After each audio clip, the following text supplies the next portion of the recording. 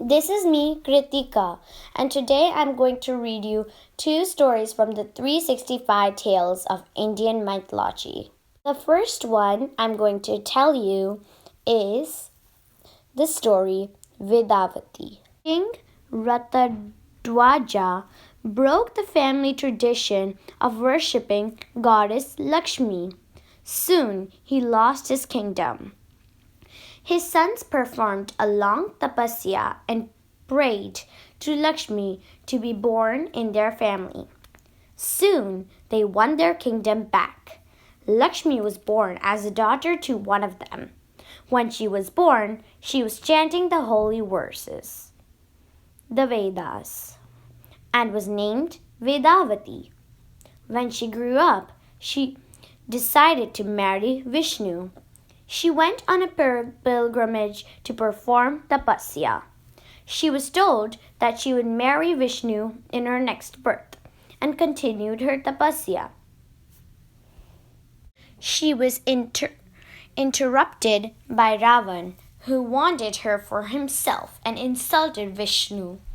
Vedavati cursed him that in her next birth she would become the cause of his death and then jumped into the fire. In her next birth, she was actually Sita. And when Ravan took her away, that time her husband Ram, who was Lord Vishnu, came and killed the evil person. And that is how the curse of Vedavati became true. My second story is about the Samudra Manthan. The great sage Durvasa Muni once offered a garland to Indra, who ignored it and put it on the tusk of his elephant Airavat, which trampled it. Seeing Indra's discard, the revered sage became furious. He cursed Indra, saying that he and the other gods would lose all their powers. In due course, Indra and the other gods began losing all the battles against the demons, and the demons, led by Bali, took control of the universe. Seeing no other means, the helpless Indra rushed to Vishnu for help. Vishnu had a plan. He said that to get back their powers, the gods would have to churn the oceans and bring out the magical nectar, Amrit. Only after consuming it, they regained their powers. This great churning is also known as Samudra Manthan. But as the gods were powerless now, they sought the help of the demons to accomplish this huge task. The gods and the demons got together for the Herculean task. The huge mountain, Mandara, was used as the pole to steer the waters. But as the pole entered the water, it kept sliding into the depths of the ocean. To stop this, Vishnu quickly transformed himself into a tortoise and placed the mountain on his back. The image of Vishnu as the tortoise was his second avatar called Kurma. Once the pole was balanced, it was tied to the gigantic snake, Vasuki, and the gods and demons started pulling it from either side. As the churning began and the massive waves whirled, an extremely poisonous drink called Halahal came out. The gods became scared because the blue drink could destroy creation. They all got together and prayed to the powerful Shiv to help them. Shiv appeared before all and gulped the entire poison, but he did not swallow it, keeping the poison in his throat.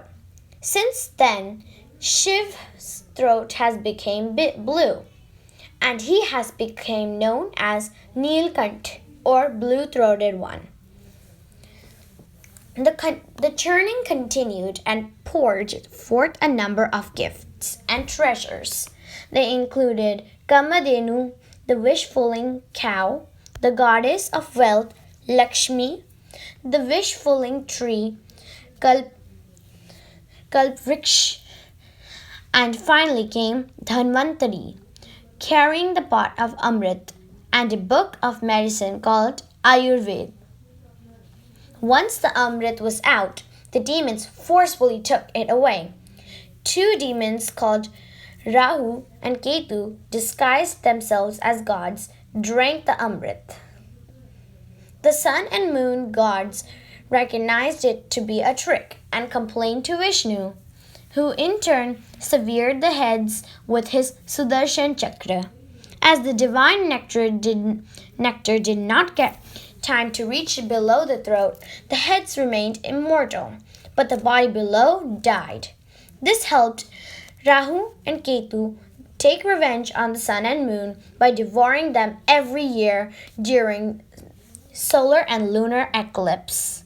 A great war between the gods and demons followed.